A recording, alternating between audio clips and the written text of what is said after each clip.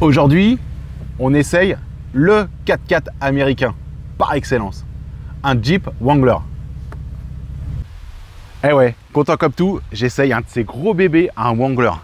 Alors c'est un TJ, donc c'est les deuxième génération de Wrangler comme on connaît, parce que bien sûr, moi c'est la descendance des Jeep Willys, les fameuses Jeep Willys de la Seconde Guerre. Donc les Wrangler, les TJ, c'est la deuxième gamme. Avant, ça a commencé en 87. Et cela, c'est les 97 jusqu'à 2005. C'est un modèle 2005, c'est les derniers TJ. Après, il y a eu deux versions encore. La version... je ne sais plus les noms. Et il y a une dernière qui est sortie donc en 2018 ou 2020. C'est la dernière. Donc sur cela, il y a eu plusieurs versions. 2 litres 4i. On a le 2 litres 8 diesel aussi. Et là, on a le plus gros. On a de la chance aujourd'hui. On est dans les plus gros moteurs. On a le 4 litres. Je vais vous le montrer. Alors, c'est de l'ancienne génération de moteur. Donc, avantage très très simple à entretenir. Voilà. Un gros 6 cylindres en ligne. 4 litres. Admission basique, un peu plus vraiment typé couple. Voilà, le gros radiateur. La boîte air avec la prise d'air en l'air. Vraiment le truc typique pour faire du tout-terrain, mais avec la clim, parce qu'on veut quand même un minimum de confort. Voilà, c'est vraiment, il n'y a rien à dire sur cette mécanique. Ça fait, si je dis pas de bêtises, les 4 litres font entre 177 et 190 chevaux, ça dépend des versions. Celui-là, c'est un 190, si je dis pas de bêtises. Mais bon, on les sent pas, hein, vraiment, avec le poids de la bête, la taille des roues, etc. On n'est pas en train de chercher la perf. Hein, là, alors, si vous avez vu, quand j'ai ouvert le capot, il n'y a pas de manette pour ouvrir un capot dans un Wrangler à l'intérieur. C'est les attaches capot sur les côtés, c'est d'origine. Tac, tac, et après, il y a l'accroche au milieu.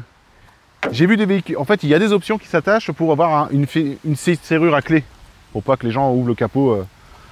Voilà, alors, celui-là, il est blanc.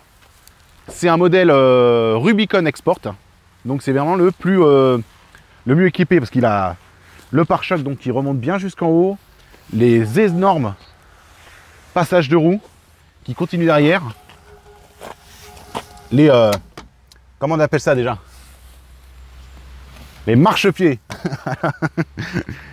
Pareil pour derrière, les roues. Moi je kiffe ces roues. C'est pas du très gros, hein. C'est du 16 pouces. Mais en 285/75, 75, donc le pourcentage de ça, par 16. Les roues sont juste magnifiques. Magnifiques, magnifiques. Je les adore. Et puis, ce petit style là sur le côté, l'étoile de Jeep. Vous vous rappelez les étoiles qu'il y avait sur les Jeep Willys, etc. Motorsport, les autocollants sur le côté. Il est juste, moi j'adore, je le trouve magnifique. On va continuer un petit peu le tour. Les petits feux arrière, vraiment, et on est dans le délire américain, Wrangler, tout ça, Jeep, c'est les tout petits feux, le petit feu de brouillard, l'attelage, attelage de chez Mopar. Ceux qui suivent les émissions de voitures américaines, c'est une marque connue. Le gros pare-choc. En fait, on n'est pas dans la subtilité hein, sur ces véhicules-là. On est vraiment dans le brut. Et voilà, ils y vont à fond et je trouve ça génial. C'est pas une voiture super pratique. Là, on est dans la fashion, quoi. C'est kiffant. La roue de secours. Alors, le coffre, quand il y a le toit, je vous ferai une petite vidéo avant que mon pote reprenne son Wrangler. Juste, il reviendra me voir avec le toit. J'ai demandé qu'il revienne me voir quelques jours après avec le toit.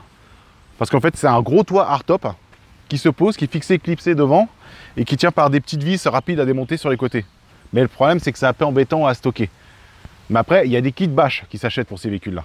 Bon, on ouvre le coffre. Le coffre, voilà, c'est vraiment par définition un coffre, mais voilà, c'est vraiment très léger. Hein. Après, si vous êtes un couple, on peut mettre un ou deux sacs là et un petit sac derrière. Voilà, on part en week-end. Hein. Pour la famille, c'est plus compliqué. Mais c'est un vrai 4 places.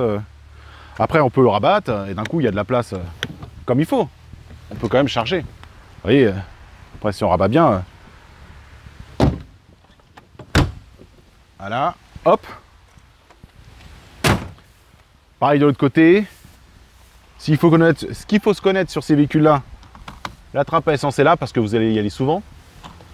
Après, c'est des véhicules qui supportent, à ce que j'ai compris, j'ai lu, quand il m'a dit qu'il allait me ramener un Wrangler, j'ai regardé un petit peu sur internet, il paraît que c'est des moteurs super fiables, le 4 litres surtout, il paraît que c'est le moteur qui est très recherché sur ces véhicules-là, parce que c'est incassable et il boit de tout. Il paraît qu'on peut lui foutre de l'éthanol, ça dit rien. Il paraît que c'est vraiment la mécanique la plus recherchée sur les Wranglers, c'est le 4 litres. Voilà, sinon bah on a fait le tour. Hein. Les gros rétros, au moins on voit très bien dedans. Parce que faut pas se fier quand on regarde dans le rétro à la caisse, parce que là on a 20 cm qui dépassent. Hein. Voilà. Quoi dire d'autre? Juste qu'il est magnifique. Je suis pas 4x4, mais celui-là, je le kiffe. Il est magnifique. Alors je vois des ferrures sur le devant du pare-brise, donc ça veut dire que ça doit pouvoir. Je pense qu'on doit enlever quelques vis et le pare-brise doit descendre. Parce que je vois qu'il y a les tampons, il y a les ferrures, donc ça veut dire qu'il doit s'enlever le capot. Mais bon, moi je sais pas faire. Hein. C'est pas mon 4x4. J'ai pas envie de l'abîmer son joli bébé.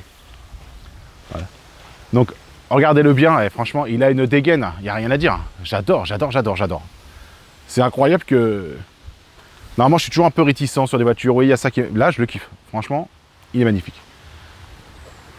Ça reste de la mécanique basique au niveau des trains roulants. Hein. Vous voyez, il y a la barre Panhard.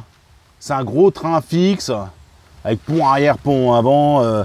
Il n'y a pas de soufflet de cardan. C'est des croisillons qu'il faut graisser. Voilà, c'est une barre de. La barre de direction, en fait, c'est un boîtier de direction qui est en dessous, qui renvoie et qui pousse l'autre. C'est très très basique. Hein. On n'est pas dans la subtilité, comme je dirais. Là, imaginez pas aller faire un tour du ring, quoi. À l'arrière, c'est du très basique aussi. Hein. C'est des ressorts quand même, hein. C'est pas des suspensions à lame. Mais ça reste un gros, pareil, comme à l'avant, un gros train fixe.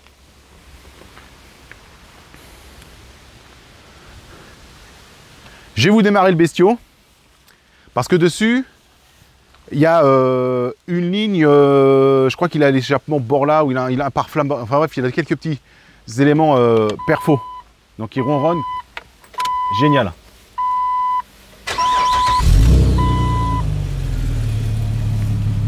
Vous entendez un petit peu, ça ronronne bien. Je vais accélérer un peu.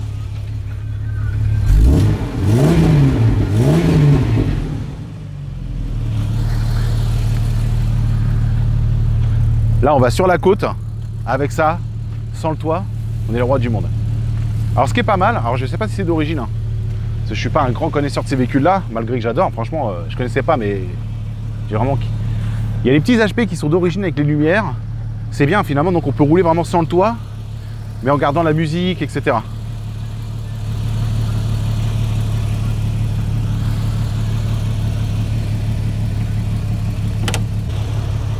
Pas tout ça. Mais moi, j'ai qu'une envie, hop,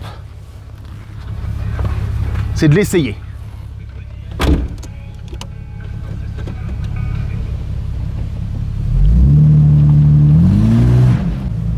Nous voilà en essai. Petit chemin de campagne, ça se court. Mais je pense que c'est son dada comme chemin, ça. Mais bon, je vous avais dit sur une dernière vidéo, je ne suis pas un professionnel du tout-terrain, donc on ne va pas tester ses capacités off-road. On va tester un petit peu sur route.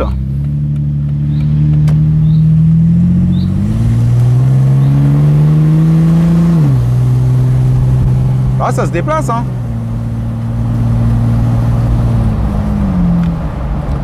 Ah, qu'est-ce que c'est kiffant quand même, les cabriolets. Plus là avec les gros arceaux et tout, hein. C'est vraiment un délire. Avec ces gros pneus là, ces grosses roues, on sent qu'il est un peu baladeur. Mais ça va encore. Je m'attendais à vraiment, vraiment dangereux. Mais non, non, ça va. Hop.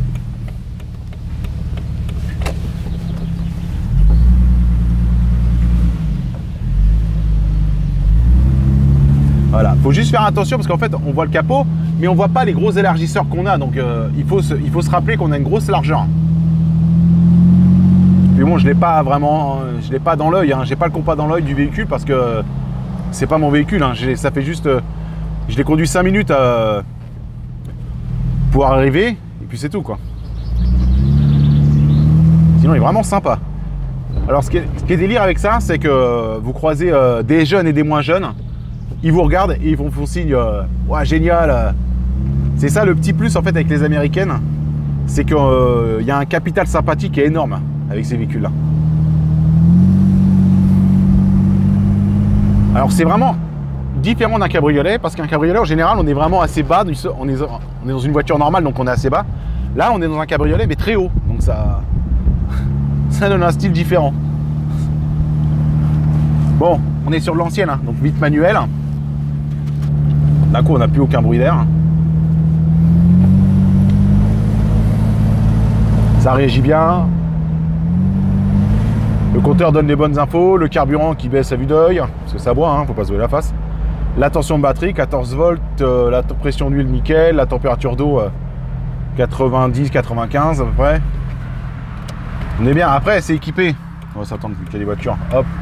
C'est équipé propre. On a l'autoradio, vous voyez. On a les HP devant, on a les HP derrière. On peut écouter de la musique en roulant. On a la clim qui marche du feu de Dieu. Je l'ai essayé tout à l'heure. C'est un vrai frigo. Alors pour couper la ventilation là-dessus, si vous mettez à 0, en fait elle tourne toujours, elle est en position 1. En fait il faut mettre vraiment sur 0 ici. Après voilà, on a les essuie-glaces arrière quand il y a le hardtop. Il y a le dégivrage arrière. Ça doit être overdrive, off. Je sais pas c'est quoi exactement. Ça, c'est la clé pour mettre l'airbag passager parce qu'il y a les deux airbags. La boîte auto, le frein à main. Là, on est en vitesse, 2 roues motrices longues. On peut passer en 4 roues motrices hautes, donc longues. Neutre. Alors là, je sais pas c'est quoi. Je sais pas. Et 4 vitesses courtes. Donc là ça va être blocage différentiel, etc. Ça va être vraiment le tout terrain. Donc là on reste en 2 vitesses, en 2 roues motrices, vitesse haute. Hein, on va pas toucher, on va pas casser. Allez, on repart. Eh, le gros bruit du 4 cylindres, qu'est-ce que je dis, le gros bruit du 6 cylindres 4 litres avec l'échappement un peu libéré. On se croirait sur les côtes à LA. Vous savez, dans les montagnes, dans les rocheuses.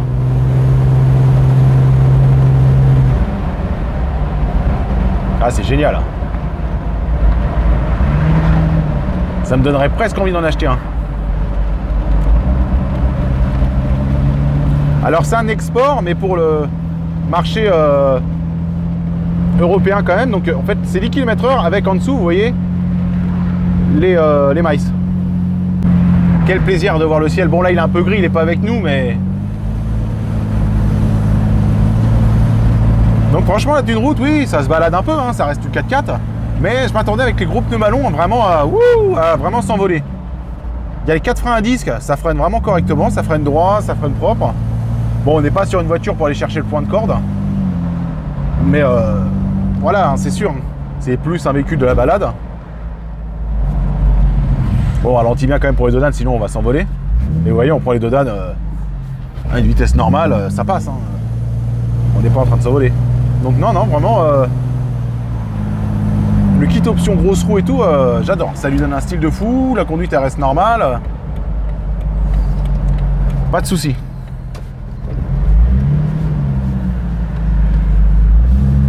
Et regardez, on prend un rond-point.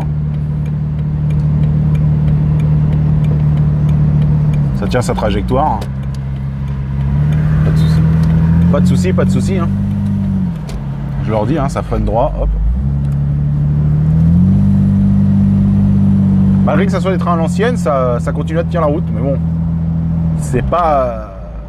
Il n'y a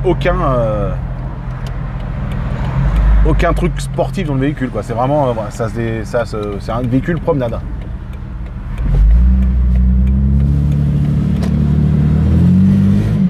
Ah, j'adore ce bruit. Bon, on va en rester là. Et je vais vous dire au revoir.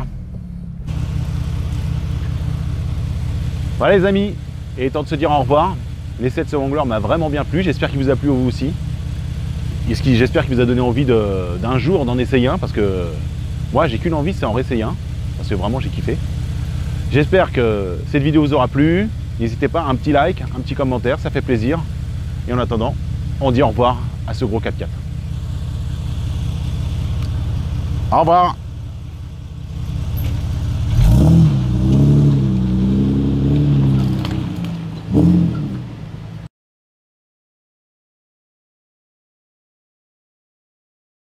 Les amis, mon pote est revenu me voir avec le toit remis avec son hardtop, comme je vous l'avais promis.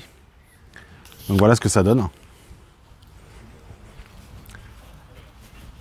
C'est sympa quand même, mais ça perd il y a un petit goût de fun qui disparaît quand même.